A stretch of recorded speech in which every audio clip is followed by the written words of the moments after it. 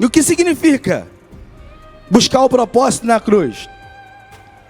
Significa atingir o clímax, onde tudo satisfaz você na cruz. O John Piper diz que na cruz Deus sustenta a sua glória e provê o nosso perdão. Na cruz Deus vindica o seu próprio louvor e assegura a nossa felicidade. Na cruz Deus engrandece o seu valor, aleluia, e satisfaz a nossa alma.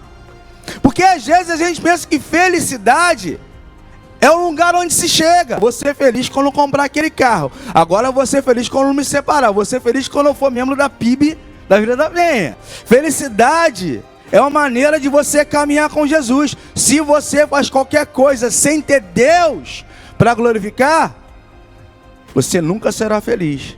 Porque esse vazio que tem dentro de você, só o Senhor pode preencher.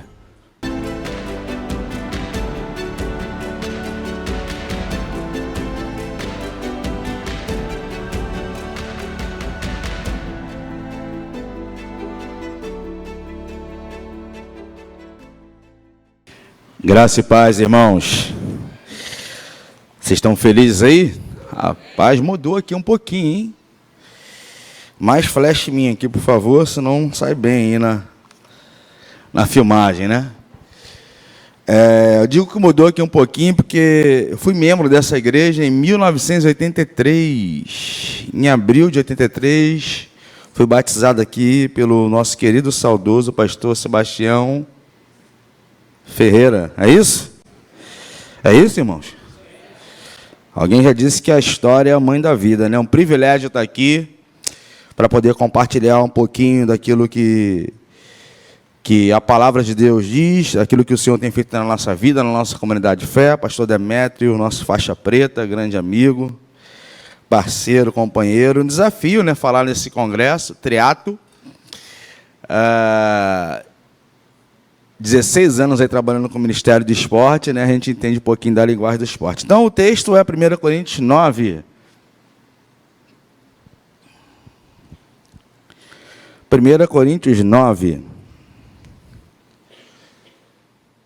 Se você não tem nenhum impedimento físico, por fineza se coloque em posição em pé.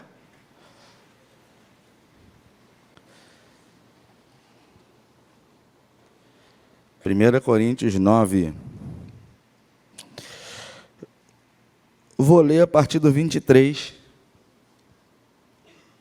1 Coríntios 9, a partir do versículo de número 23. Os que acharam, digam amém. Os que não acharam, digam espera. Os que acharam, digam amém. Está lá também, né? É isso? 9, a partir do 23. Diz assim a palavra do Senhor: tudo faço por causa do Evangelho, para ser também participante dele. Vocês sabem que todos os que correm no estádio, todos correm, na verdade, mas um só leva o prêmio? Corram de tal maneira que ganhem um prêmio. Todo atleta em tudo se domina, aqueles para alcançar uma coroa corruptível. Nós, porém, a incorruptível. Assim corro, também eu, não sem meta. Assim luto, não como desferindo golpes no ar, mas esmurro meu próprio corpo, reduzo à escravidão, para que, tendo pregado a outros, não venha eu mesmo ser desqualificado. Poder sentar, irmãos? Falar desse tema de sacrifício, obediência, evangelização, num tempo pós-moderno, da pós-verdade, é difícil, né? Porque os valores bíblicos eles são completamente absolutos. Nós acreditamos que há uma só verdade. Qual é o nome dela? Qual é o nome de uma só verdade, irmãos? Qual é o nome dela? Jesus Cristo. Enquanto nós estamos num mundo completamente em verdade relativa, com certeza vocês que estão na faculdade aí estão enfrentando essa luta da verdade absoluta, que é Cristo Jesus, e as verdades relativas, que aquela frase famosa de todo professor universitário, nada contra os professores universitários, estou aqui no 10º, depois de velho, voltei a sentar na academia, 10º período do curso de Direito, e fala que não há nenhuma verdade absoluta. Vocês já ouviram isso, sim ou não? Não há nenhuma verdade absoluta. E aí eu pergunto para o professor, mas essa não é uma verdade absoluta?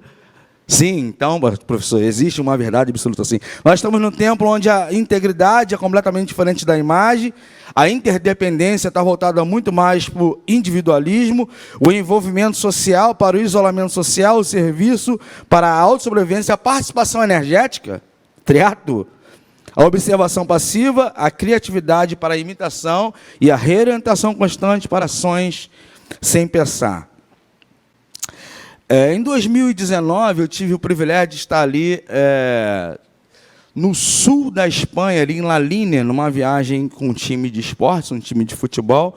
Nós fomos para La Línia, na Espanha, e depois atravessamos para a África do Norte. Vou preferir não falar o nome do país, porque é um país fechado. Entramos ali também na África do Norte. E tinha uma irmã lá, chamada Inma, I-N-M-A, onde ela morava num vilarejo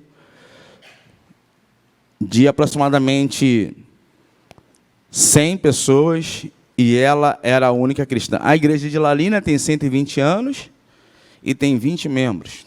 O secularismo tomou conta de todo o sul, norte, centro, não somente da Espanha, mas de toda a Europa. E naquela série que você deve ter visto já do Suits, né? Ou Suits, como a gente fala em português, uma das frases é: vencedores não dão desculpas quando entram no jogo, ou no tatame, ou na coisa da vida. Então, como é que é? E essa irmã, eu fiquei muito, porque era uma senhora já, casa apedrejada, né? Apanhando do marido e dos vizinhos por ser cristã.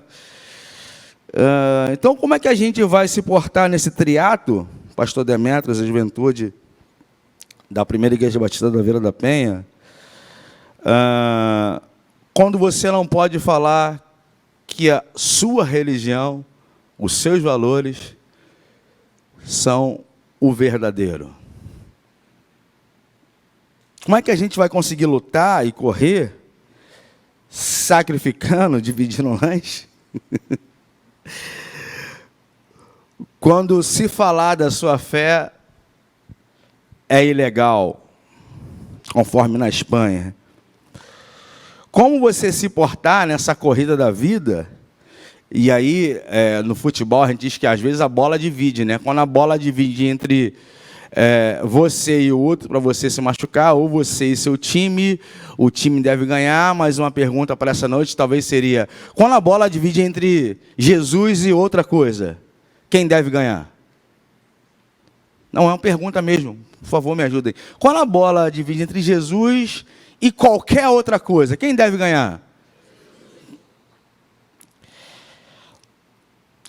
Ou como a gente enfrenta essa questão da religião ser como uma engenharia social, ou como a gente enfrenta essa questão de o cristianismo ser mais uma forma de arrogância do que uma forma de amor. Como é que a gente consegue enfrentar essa questão do absoluto? Porque Jesus é o único caminho, a verdade e a vida. A Bíblia é completamente absoluta. A Bíblia é completamente suficiente. A Bíblia é completamente inerrante. Como é que a gente vai fazer nessa questão de atualizar a palavra de Deus? A igreja local ainda é a esperança do mundo, irmãos? Irmãos, a igreja local ainda é a esperança do mundo? Como vamos então, o tema dessa mensagem é além da vitória. Como é que a gente pode ir olhando para Paulo aqui, na cidade de Corinto? A gente sabe que existiam os Jogos Olímpicos antigos, depois eles vieram a ser extintos e voltaram. Mas também, junto com os Jogos Olímpicos antigos, existia ali no Istmo do Corinto os Jogos Istmicos. Os Jogos Olímpicos eram de 4 em 4 anos, e os Jogos Istmicos, há uma grande briga entre os historiadores, se eram de 2 em 2, ou de 3 em 3 anos, e a lenda diz que Nero, o imperador romano, abriu ali o Istmo do Corinto para que seu barco particular pudesse passar com uma pá de ouro, né? Então, os jogos eram importantes. A gente sabe que uma final de campeonato, ou uma Copa do Mundo, ou Jogos Olímpicos, junta muita gente. E Paulo usa essa figura, essa paixão nossa brasileira com o esporte, para poder se comunicar com as pessoas. Então, essa questão do sacrifício que vocês falaram aqui, eu me lembrei, e estava anotando, que em 2007, talvez alguns jovens nem eram nascidos. Quem era nascido em 2007? Aliás, quem não era nascido em 2007? Deixa eu falando. Alguém não era nascido em 2007? Meu Deus. Eu que me batizei em 83, pensa nisso. Em 2007, nós recebemos na cidade do Rio de Janeiro os Jogos Pan-Americanos, né? É o terceiro maior evento esportivo do mundo. Os Jogos Pan-Americanos, e nós tivemos o privilégio de trabalhar ali na Capela Pan-Americana. E o que aconteceu, que um atleta de El Salvador, que era uma luta, né, de boxe, de repente nós estávamos fazendo o nosso culto, existia outras religiões também ali naquela capela, e ele entrou, chorando, interrompendo a nossa reunião, os nossos cânticos, desesperado, dizendo que iria tirar a sua própria vida, porque ele tinha vindo para o Rio de Janeiro, ele tinha treinado para o boxe durante 4 anos, para poder alcançar índice, para poder vir para os Jogos Pan-Americanos, mas na pesagem ele foi barrado. E ele estava completamente desolado em poder voltar para o seu próprio país. De não ter lutado, porque não ter conseguido obtido peso. E aquele rapaz iria tirar sua própria vida, e entrou ali, e ganhou não somente a vida física, mas também conservou eternamente a sua vida espiritual. Como é que a gente consegue, então, além da vitória? Quando eu olho para o texto que nós lemos, você está com ele aí, ou na sua Bíblia física, ou na sua Bíblia digital, o versículo 23, ele vai nos orientar. Como é que eu posso ir para além da vitória? Para além da vitória, olhe para o que foi feito por você na cruz. Quando Paulo fala do Evangelho, e essa igreja é completamente problemática, a igreja do Corinto, né? Ele já tinha falado ali sobre a sabedoria, ele já tinha dado orientações sobre o ego, sobre o eu, sobre as acusações, ele já tinha falado sobre casamento, maridos e mulheres, crentes casados com o nome de Deus. Ele está dando uma lista aqui, e quando chega exatamente aqui, ele está defendendo o seu apostolado, e ele está falando o seguinte, ó, por causa de Jesus, do Evangelho, eu faço tudo isso. O atleta entra na pista para correr por uma coroa. Eu entro na pista para correr a carreira cristã por causa de Jesus. É por causa do Evangelho. O que é o Evangelho? Se você é do meu tempo, que você estudava educação física também no caderno, você vai lembrar daquela explicação da boa notícia da maratona, lembram? Que terminou uma guerra, um soldado saiu correndo, e ele correu 42.195 metros, para dar o aviso que haveria vitória na guerra, uma boa notícia, e toda boa notícia viria com uma gorjeta, e ele deu aquela notícia, correu 42.195 metros e morreu. E foi atribuído o nome da corrida maratona a esse soldado. Então, toda vez que você tinha, ou corria, ou dava uma boa notícia, você recebia uma gorjeta. Quando você estaciona ali, que o flanelinha te pede um dinheirinho, quanto você dá mais ou menos? 5? Rapaz, 2. Estão com Pix agora, hein? Estão com Pix. 5, 2, mais alguém? Quem não dá nada? Não dá nada. Não dá nada, olha lá. Não dá nada, que ele é meio raiz, olha lá. Ó, a barba branca dele, ó, não dá nada.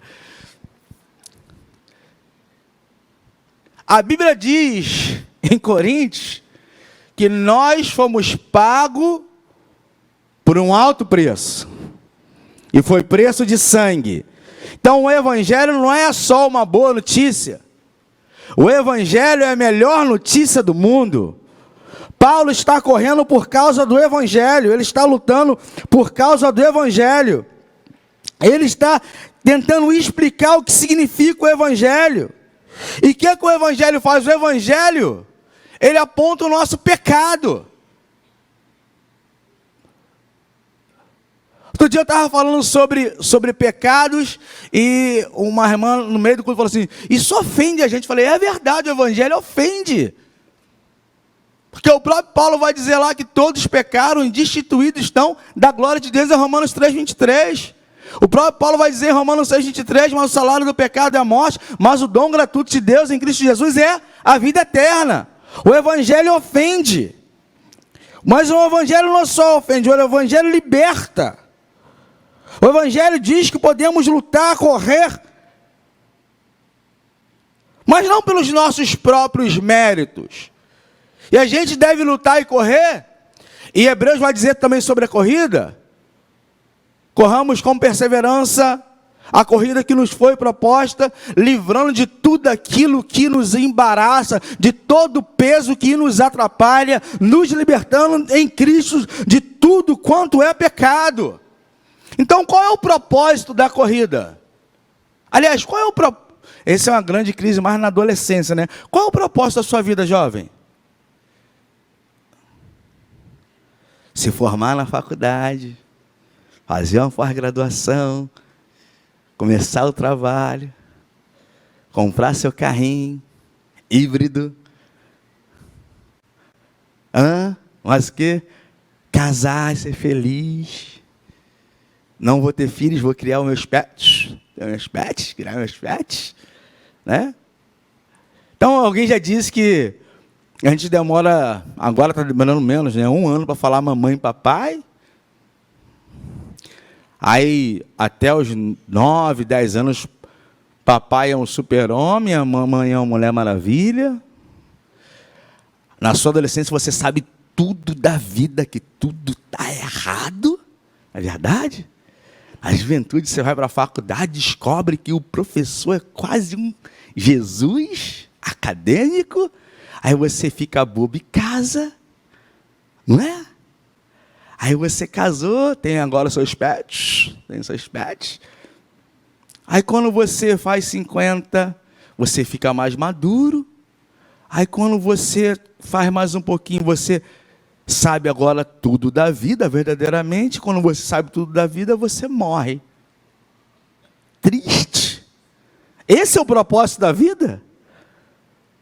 Eu vou me mudar, que eu quero ir para um lugar mais seguro. Para quê? Para morrer lá. Então morre aqui. O propósito da vida é você glorificar Deus, servi-lo, se alegrar nele. Deus tem um propósito para você, está lá em Efésios 2:10. Geralmente a gente leu 8, 9, leu 10, ele já fez coisas para você, ele já preparou coisas para você. O problema é que a gente quer entrar num propósito que não é nosso. Nós queremos lutar numa luta, mas sem propósito, correr uma corrida sem alvo. E Paulo fala, eu faço tudo isso por causa de uma coisa, não é por causa de mim mesmo, não é porque eu vou ficar bem na foto, não é porque a selfie vai ficar legal, não é porque eu vou ter likes lá no meu Instagram. Não é porque os meus stories vão bombar. Não. Eu faço isso por um motivo. Porque eu olho para a cruz. Eu faço isso por causa de Jesus. E o que significa buscar o propósito na cruz? Significa atingir o clímax, onde tudo satisfaz você na cruz. O John Piper diz que na cruz Deus sustenta a sua glória e provê o nosso perdão. Na cruz Deus vindica o seu próprio louvor e assegura a nossa felicidade. Na cruz Deus engrandece o seu valor, aleluia, e satisfaz a nossa alma.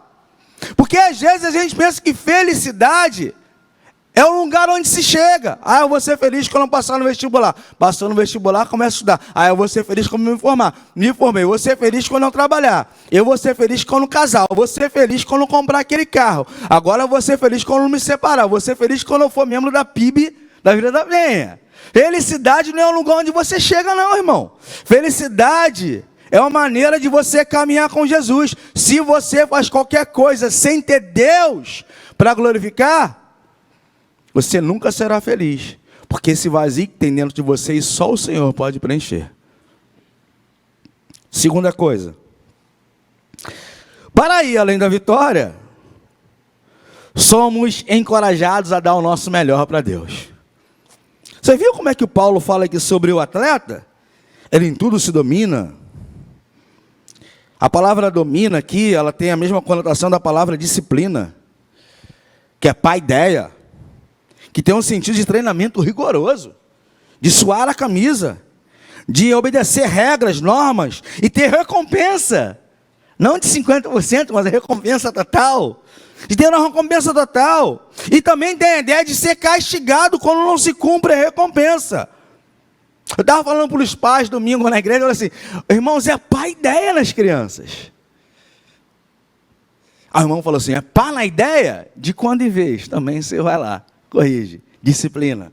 E a palavra disciplina vem da palavra discípulo. E tem tudo a ver com discipulado. Quando a gente entra na luta espiritual, não somente para olhar para a cruz, mas nós precisamos olhar e fazer uma avaliação nossa mesmo, dar o nosso melhor. Sabe por quê? Porque às vezes a gente quer fazer as coisas, mas a gente não quer o conserto em nós. E a verdade é que Deus tem um plano na sua vida muito melhor do que esse que você está vivendo hoje. Não somente isso, mas Deus tem uma obra muito maior para fazer em você do que através de você. O Evangelho veio para consertar a gente, irmãos. E a partir do momento que nós somos consertados, a gente consegue comunicar. O texto diz, sendo assim não corro como quem corre sem alvo, não luto como quem esmurra o ar, mas esmurro o meu corpo e faço dele o meu escravo. Literalmente a palavra esmurro significa bater com bastante força na face, para provocar escoriações e lesões.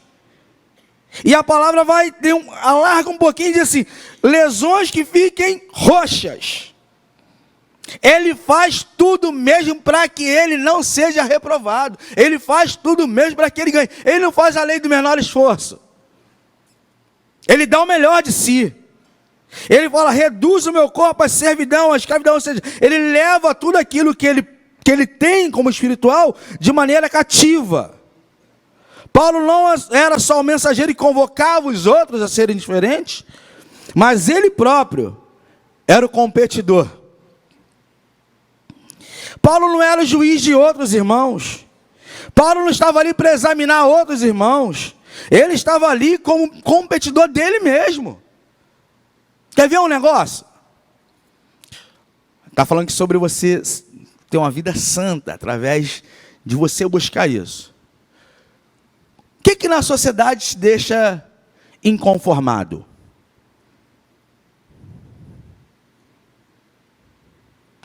Roubar seu celular te deixa inconformado, sim ou não? Que pecado triste, né? Outro.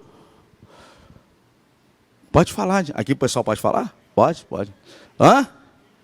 Injustiça. Mais o quê? Algum jovem, mais um negócio que deixa você triste. Corrupção. Né? Roubo de celular, injustiça e corrupção. Triste. Eu estou meditando nisso, sobre pecados intocáveis, irmãos. Ressentimento deixa você inconformado? Falta de perdão deixa de você inconformado? Mentira deixa de você inconformado? Porque Paulo está pedindo aqui para que a gente dê o melhor, o nosso coração. E a Bíblia diz lá, Jesus dizendo, em João 15:19, que, pois do coração saem os maus pensamentos, as ações que são homicídios, roubos, mas o quê? Imoralidade sexual, falsos testemunhos e calúnias. Para eu dar o melhor de mim, eu não posso ficar só no comportamento ou naquilo que deixa o outro, naquilo que o outro faz. Mas quando eu venho para mim, pastor, mas tem coisa que não dá para aceitar. Irmãos, o pecado começou com coisa talvez que você aceite hoje: desobediência. Assim que o pecado entrou no mundo, Adão e Eva desobedeceram o Senhor. Desobediência se deixa enraivecido. O pecado do outro se deixa triste, beleza. E o seu pecado de ficar triste com o outro? Como é que está o seu coração? Do coração é que vêm os maus pensamentos. Hoje foi tudo bem, os pensamentos? As ações, foi tudo jóia? E as palavras? A Bíblia diz em Provérbios 28:13 que aquele que confessa o seu pecado e deixa, alcança a misericórdia. Tem alguém para deixar pecado nessa noite aqui? Porque o Evangelho não é sobre uma ideia, o Evangelho não é sobre a comunidade, o Evangelho é algo específico e é sobre mim e é sobre você. Quero convidar você hoje a dar o melhor de si, por causa do Evangelho. Porque quando Jesus fala lá que o Espírito Santo é que convence do pecado, da justiça e do juízo, ele não convence uma vez, ele vai nos convencendo do pecado, da justiça e do juízo. Ou você parou de pecar, segundo 1 João 1, 7, 8, 9, diz o seguinte: se andarmos na luz, conforme ele na luz está, temos comunhão uns com os outros, o sangue de Jesus nos purifica de todo pecado. Se dissermos que não temos pecado, nos fazemos mentirosos, mas se confessarmos os nossos pecados, ele é fiel e justo para nos perdoar os pecados e nos purificar de toda injustiça. Que essa palavra hoje entre no seu coração e você livre-se da injustiça. Porque como que a gente vai participar desse triatlo proposto pelos irmãos? Como é que um jogador joga machucado? Além do Demetrio, tem atleta aqui? Atleta? Só tem um Demetrio só? Atleta? Tênis, esse cara de tênis, né? Não? Tem atleta? Está acabando já? Não? Ah, foi para ali? Não, bom. Tem atleta aqui, não? Tem ali, 1, 2, 3. Dá para jogar lesionado?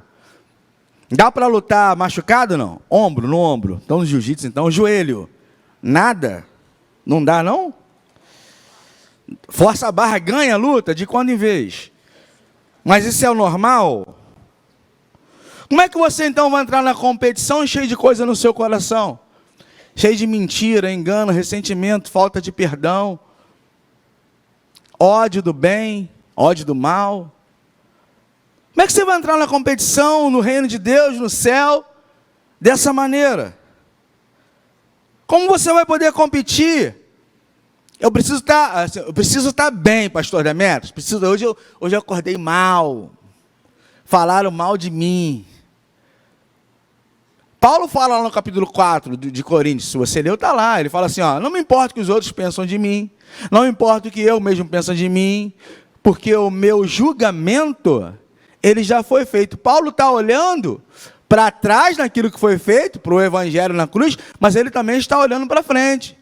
Porque cada um, segundo Coríntios 5:10, vai comparecer ao tribunal de Cristo e dar conta de todos os seus atos. E ali será revelado todos os segredos do coração. Será que vai ter um telão como esse lá? Olha lá, pastor Iverson lá, 3 horas da manhã, com telefone. Pornografia.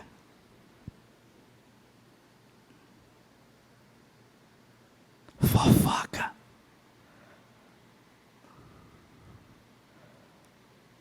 Maracutaia para passar no concurso público para entrar na empresa. Falando mal do coleguinha.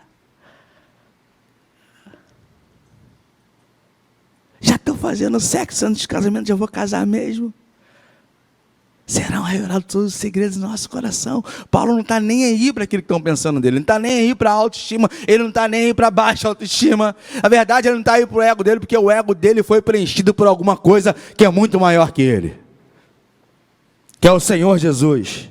E o Richard Forte fala sobre isso, que a superficialidade é a maldição do novo tempo. A doutrina da satisfação instantânea, miojo, é o principal problema espiritual. A necessidade desesperada de hoje não é por maior número de pessoas inteligentes, nem talentosas, mas de pessoas com profundidade, que entregam tudo de si para o Senhor. O Jordan Scruton lhe diz que o soldado que está na trincheira é esse que vai para a batalha, e ele toma todos os riscos, e o covarde é aquele que fica em casa contando o que aconteceu na guerra. Qual dos dois você quer ser? O que dá o melhor de si? Ou o covarde que fica em casa contando o que aconteceu na guerra? A Bíblia diz em 2 Timóteo, Paulo novamente, 2,5, que nenhum atleta é coroado se não competir de acordo com as regras do jogo. Irmãos, o que une o time, no caso aqui a igreja, é mais importante do que aquilo que separa. E às vezes a gente fica nessa questão de dar o melhor de si. Em 2010, quando eu estive na África do Sul, a questão do apartheid legalmente terminou. Mas a cultura continua. Por exemplo, eu fui pregar em igrejas que eram só negros, igrejas que eram só brancos, e igrejas que eram só da minha cor, marrom. Lá eu sou marrom. Escola para marrons.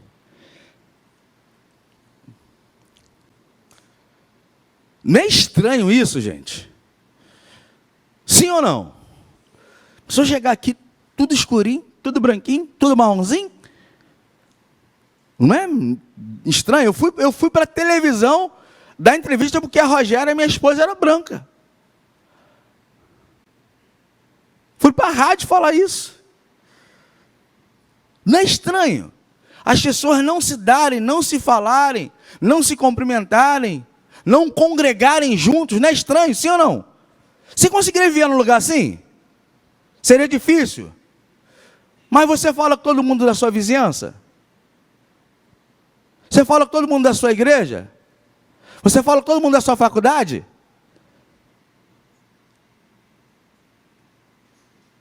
Cri. Quando eles ficam quietos assim, o que é? Deu ruim. Há um apartheid, irmãos. O Jim Elliot, o missionário que morreu entre os Aucas aqui no Equador, ele diz o seguinte: aonde quer que você esteja, esteja totalmente ali. Lembra do Thomas Rock? O missionário que foi executado em praça pública no tempo do comunismo, ali na antiga União Soviética? Ele foi levado, ele era um missionário infiltrado, óbvio, né? E aí ele é aquele... você deve ter alguém assim, alguém que é amigo do Evangelho. A pessoa ouve o louvor, ela até está assistindo ali a gente pelo YouTube, pelo Instagram, né? Está assistindo a gente. Mas ela não toma uma decisão. Você tem alguém assim, algum amigo assim? O Thomas Rock tinha alguém assim. E aí o Thomas Rock está falando de Jesus. E esse amigo dele é praticamente como o nosso amigo. Quero ver se tu é crente mesmo agora. Quero ver se tu vai tomar uma cervejinha. Quero ver agora se você vai... Agora começou a namorar, quero ver tu segurar. Agora eu quero ver... não fica assim? Ele não toma uma decisão, mas fica cobrando a gente. Esse missionário assim, quero ver o dia que você for prego falando de Jesus, se você vai glorificar Deus em praça pública quando você for queimado. Ó. Thomas Rock foi pego. Colocaram querosene, colocaram nas lenhas, amarraram ele 2 postes, corrente nas mãos, corrente nos pés. E aí o amigo se escondeu, ficou de longe, a praça cheia, colocaram fogo. E aí começou a sentir aquele cheiro de carnificina, subir aquele cheiro ruim. E o Thomas Rock está ali queimando. E como Paulo diz aqui que ele dava o melhor de si, que ele esmurrava o próprio corpo dele, levava o corpo dele à servidão. Thomas Rock parecia que tinha lido esse texto, e está ali. E quando quase todos saíram, o último suspiro de vida de Thomas Rock,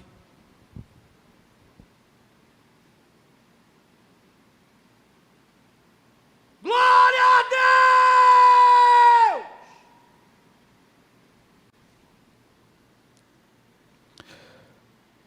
Thomas Rock, dá o melhor de si. Entrega tudo aquilo que ele tinha. Você está disposto a dar o melhor de si, jovem? Você está disposto a dar o melhor de si, meu irmão, minha irmã, que veio visitar o Congresso da Juventude? Ou será que nós já estamos muito maduros espiritualmente e já fizemos muitas coisas pelo reino de Deus e não precisamos fazer mais nada? Juventude, você é uma voz ali naquela universidade. Levante-se e fale do amor de Deus ali. Você tem se rendido a Deus o suficiente? Você tem orado o suficiente? Você tem buscado a Deus o suficiente? E o terceiro e último ponto. Para ir além da vitória, Paulo, eu e você, precisamos focar na eternidade. Dá uma olhada no versículo 27, está na sua Bíblia. Versículo 27. Mas esmurro o meu corpo e reduzo a servidão, para que, tendo pregado a outros, não venha eu mesmo ser? Não venha eu mesmo a ser? Desqualificado. Podemos dizer que esse aqui é o caráter missiológico do texto. Porque no Antigo Testamento, Israel era visto como um imã para que pudesse atrair as nações. Deveria ser um imã espiritual. Os filhos eram sacerdotes, mediadores do meio da salvação. Agora aqui não. Aqui é a missão centrifugar, de falar da igreja, não centripetar, mas centrifugar. Em vez de ser agora, venha e veja, agora a missão, vá e conte. Em vez de vem, veja que tal, vá e conte. Agora é a hora da gente contar.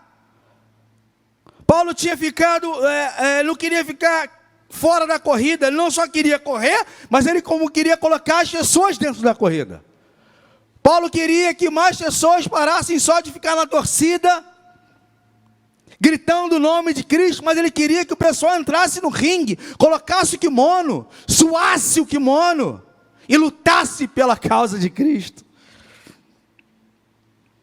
Irmãos, durante algum tempo a gente ouviu essa frase: ide por todo mundo, pregar o evangelho, se for necessário, use palavras. Essa frase é atribuída a São Francisco de Assis, mas ele nunca falou isso.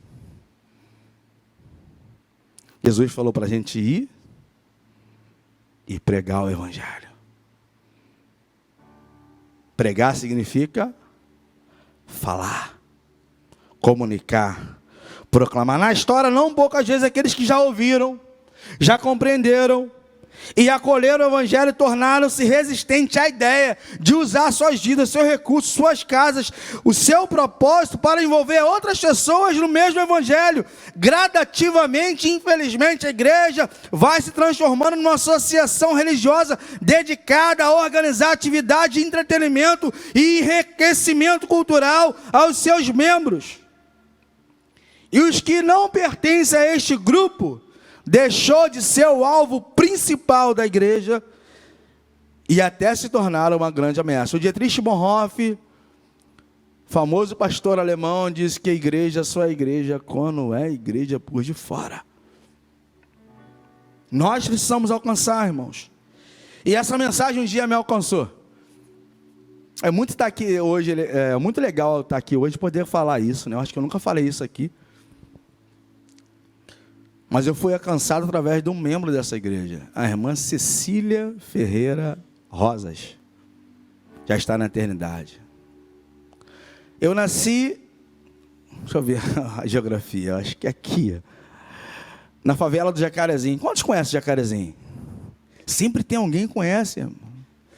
Eu estava lá em São Paulo, quantos conhecem o Jacarezinho? Nasci ali no Jacarezinho, meu pai foi jogador de futebol, jogou no Americano de Campos. Só jogou em time ruim, irmão. Jogou no Americano de Campos, jogou no Flamengo. Calma. Jogou no Americano, jogou no Flamengo, mas se envolveu lá com o tráfico de droga do morro. Com 1 ano de idade, mais ou menos, os meus pais se separaram. Eu fui morar com a minha avó, membro desta igreja. Minha avó contou uma história de Paulo e Silas na prisão, e naquele dia eu decidi reconhecer o meu pecado, mesmo com 7 anos de idade, abrir meu coração e pedir para que Jesus sentasse no trono da minha vida. Pois confirmei a minha profissão de fé aqui, pastor Sebastião, aí naquele tempo, não sei se tem ainda, a profissão de fé sentava nesses bancos aqui, tem ainda a profissão de fé? O pastor Sebastião veio de lá para cá, eu era o menor, era o último, 7 anos, ele perguntou assim: você concorda com a doutrina dos dízimos e das ofertas? Não, ele falou assim: você será um dizimista e ofertante? Aí eu falei: não. Aí, e ele educadamente falou: por quê? Eu já sou. Aos 10 anos de idade eu conheci minha mãe novamente. Está ali meu primo André. Aos 15 anos assassinaram meu pai. Eu que peguei, enquanto jogava futebol, peguei ele na beira do campo, coloquei dentro do carro, levamos para o hospital Pedro II. 3 anos depois ele veio morrer aqui, nesse hospital Getúlio Vargas, aqui na Penha. Jovem, na minha juventude, foi essa fase pior da minha vida. Me afastei dos caminhos do Senhor. Foi a pior fase da minha vida. Casei com 20 anos, uma crise de desemprego, abri a palavra de Deus lá em Mateus 6,33. Mas buscai primeiramente o reino de Deus e a sua justiça, e todas essas coisas vos serão acrescentadas. Fui para o Seminário Teológico Batista do Sul do Brasil. No primeiro dia, o professor, com encorajamento fera, falou, primeira aula inaugural, né? Graça e paz, queridos irmãos. Muitos dos que estão aqui nessa primeira noite não chegarão à última. E eu falei: eu vou lá, eu chego lá. Começaram 48, terminaram 9. Look at me, please. Cheguei. Além da vitória. Logo depois veio o treinamento missionário da Junta de Missões Mundiais e a International Sport Coalition, a Coalizão Internacional dos Ministérios Esportivos. E aí Deus me abençoou, fui para a Tailândia. Primeira vez que eu voei, gente. Tinha uma pessoa na minha família que dizia que também eu seria bandido. Aí eu chego no aeroporto de São Paulo, ela tinha tanto medo de voar que eu vou daqui para São Paulo de ônibus, chego no aeroporto de São Paulo, tá lá, voo inaugural, São Paulo, Dubai, bem-vindo a Fly Emirates, cobaia, pode ser, né? Depois disso eu fui para África do Sul, fiquei 3 meses, voltei a Dubai, fui aos Estados Unidos. Agora, a última viagem nós fomos a Espanha, Portugal e também ali o norte da África. Por que eu estou contando essa história para você? E eu estou aqui hoje, fazendo para aquilo que eu fui escolhido, indo além da vitória. Daqui a pouco passa. Minha avó foi chamada à presença do Senhor, o pastor Sebastião Ferreira foi chamado à presença do Senhor. Daqui a pouco eu serei chamado à presença do Senhor, ou o Senhor voltará. Mas essa mensagem transformou a minha vida. Transformou a vida somente de pobre, mas transforma a vida de ricos, de classe média, transforma a vida de qualquer um que entenda que nós estamos indo para além da vitória. Vamos sair da esteira, aquela esteira da academia, rolante, né? Da performance. Às vezes a gente quer estar naquela esteira da performance. Acho que a gente quer ser elogiado. Paulo falou: não me importa, eu esmurro meu próprio corpo porque eu quero chamar outros. E o Senhor está chamando você nessa noite. Não tenha dúvida. Você só tem uma escolha nessa noite. Ou você está do lado daqueles que estão correndo a corrida de Deus e lutando no reino de Deus, ou você está no lado daqueles que condenaram a Jesus com Anás e Caifás? A Bíblia diz lá em Deuteronômio 30, 19 e 20, eis que põe diante de ti uma escolha, a vida e a morte, a bênção e a maldição. Escolha, pois, a vida, para que vivas bem tu e a tua família. Você está preparado? Você pode se colocar em posição em pé, por favor?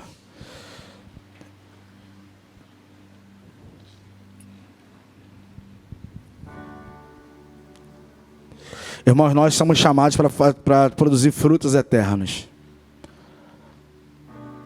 No dia, naquele grande dia, Hebreus 9, 27, o homem está ordenado a morrer uma vez vindo depois do juízo. Não vai importar o seu diploma, não vai importar a sua conta bancária, não vai importar seus status sociais, não vai importar onde você morou, se você mora na Vila da Penha ou se você mora como eu em Campo Grande. Se você liderou uma igreja desse tamanho, ou liderou uma igreja pequena como a minha de 33 membros, o que vai importar é como você se portou diante da corrida que nos está proposta. O que vai importar é como você lutou dentro do tatame de Deus. Ele entregou tudo que ele tinha. Ele entregou o melhor. A Bíblia diz em João 3,16 que Deus amou tanto o mundo que deu o seu único filho. O melhor ele deu para a gente, para que todo aquele que nele crê não morresse, mas tivesse a vida eterna. Que dê os jovens, os adultos, que verdadeiramente querem correr a carreira eterna, verdadeiramente querem lutar pelo alvo certo. Que dê você, que tem coisas aí dentro de você, falta de perdão, ressentimento, não vou falar corrupção, nem ladroagem. A gente nivela o nosso nível moral, talvez seja muito melhor, falando de coisas específicas, coisas que você precisa largar. Vício em jogo de aposta. Os 3 maiores vícios hoje são cocaína, jogo de aposta e pornografia. E está crescendo muito grande entre as mulheres. Cadê você? Eu quero correr de maneira digna diante do Senhor. Quero convidar você aqui. Você quer vir? Venha.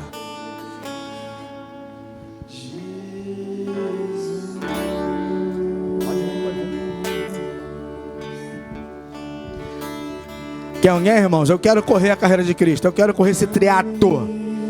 Não somente o triatlo. Eu quero me render diante do Senhor. Eu quero poder produzir frutos eternos.